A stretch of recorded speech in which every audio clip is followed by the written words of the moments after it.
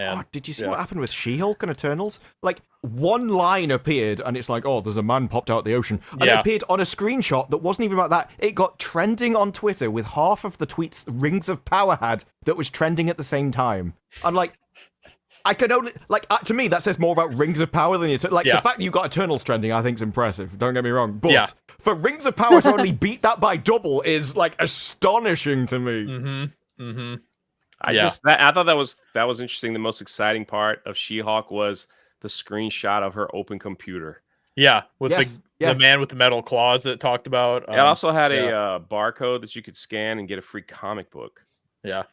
So I did Wipe that. your I butt was with? like, really? That's cool. Have there been any shirtless men in the show yet? They just keep showing Captain America's butt. I mean, they don't. No, they did. Yeah, the first episode, like literally, there's a scene about whether he's a virgin or not, and then at the end, she answers it and say, no, he isn't actually a virgin. Which I think people have said that the timeline means that he cheated on whatever her name is. Peggy. Peggy. Yeah, the timeline apparently means that he cheated on her at some point to not be, from their description. But then in the second episode, she gets a text from her mom saying, "Come to dinner." And her phone screen is Captain America's ass, like a big zoom in. What is wrong with these people?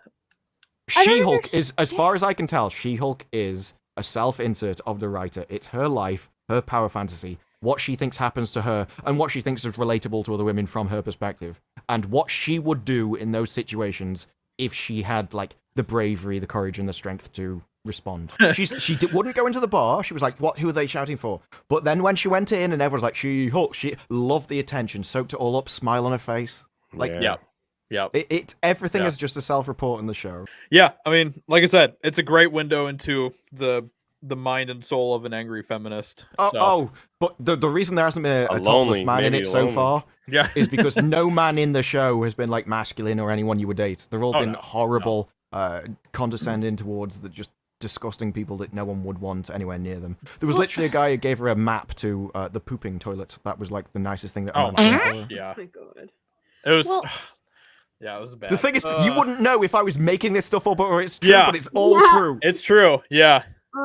So, can I ask, do we know what the point of the show is? Yeah, it's moving people to another show.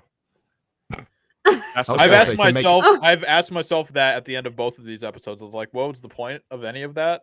I was going to say to make me suffer, but I mean, obviously, but it's to push the Thunderbolts film, the next Hulk film, and the Daredevil series. That's all it is. It's just moving people to Daredevil's going to be cucked as well. It's just moving people to the next thing to watch. So it's just like a giant teaser trailer for the next thing. That's my opinion. It's just like this episode was like what 17 minutes long.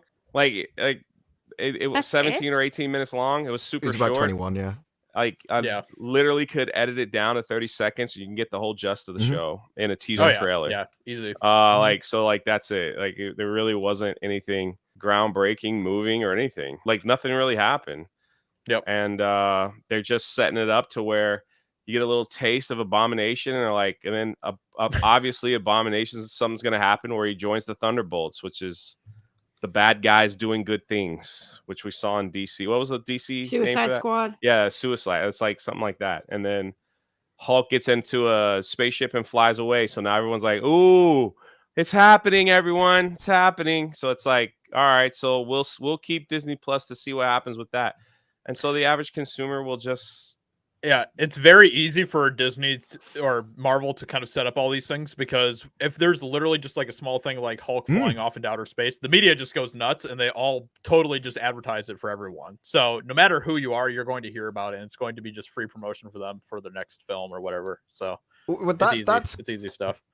That's what amazed me. It's like there was an interview with the showrunner at one point where they asked her what happens when a load of women like you get together on a set and come to make this amazing show, and her response was literally, "We ate a lot of food." Yeah, like, that was the best thing she could come up with. Like, it was amazing. But when the show ended, I was on Twitter because it immediately started trending like instantly, and I started scrolling through. Every single post was screenshot of reference to other show. Isn't this amazing?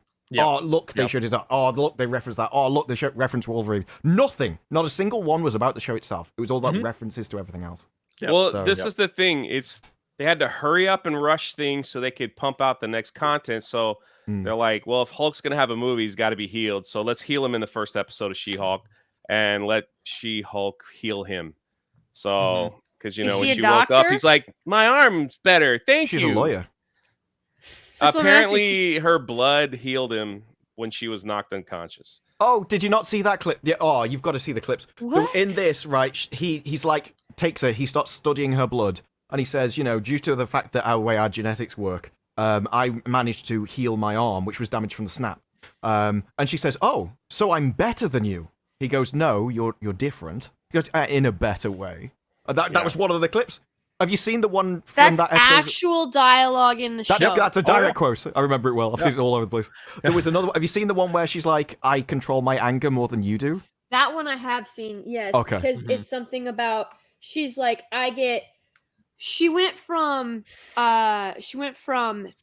underqualified men telling me how to do my job, or catcalled, and I'm like, Get Or called literally difficult. murdered. what? Yeah. I'll get literally murdered. And I sat there and I was like, I watched that clip probably like 3 times, and I was like, this is not serious dialogue, because most women enjoy getting catcalled as long Yes. as they find the other men relatively somewhat attractive. That's why Yeah, women tend to actually enjoy getting catcalled by them. It's the men who they've deemed like not worthy to catcall is when it becomes a problem. There's a comedy show over here, and I can't remember what it was, but the quote was, "The only thing a woman hates more than getting catcalled is the day it stops." Yep.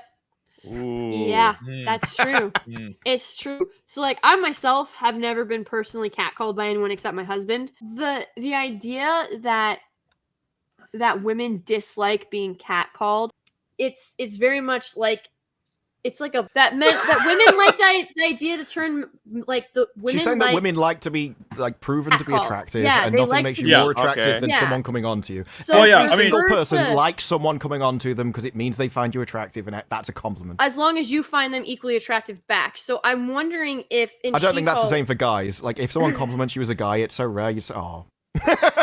Yeah, it's true. It is kind of part of the same kind of feminist woke ideology as well, because the whole idea is that the reason why catcalling, whether it's an okay thing, a good thing, whatever, those are all debates, but it is a natural thing for men to want to pursue women. Like, that's just a natural Mhm. part of how roles are set up for society and everything else, and that's just another way that they want to completely deconstruct that as another natural part of like the relationship between men and women. I think that is Yeah. what it boils down to at the end of the day. Yeah. And I'm So- not saying that all women enjoy getting catcalled, but Sure. the vast majority, if they ever got that type of acknowledgement that someone else finds them attractive, most women enjoy that. That's what I'm getting Yeah. at. And like I said, whether, catcalling, everyone's going to have their own opinion on that. But Mm-hmm. what it boils down to is that men pursue women. And that's just the way that it's always been. It's a natural part of like a stable society, is that men are the pursuers of women and everything else. So, I'm really curious how this episode of her swiping right is going to go. oh man, is that supposed to be next week? They're going to make you wait for it, Disparu. They're gonna Hey, make you wait. I've been adding that into the reviews anyway because I know it's coming. He's like, I know it's there. Man. Can you imagine? What if they put it in the trailer and it's not in the show? I mean, that would make some of my comments like weirdly out of place. I think at one point I referenced to being with a small nation. Small nation. Well, they were talking about whether Captain America was a virgin. I was like, well, it probably balances out.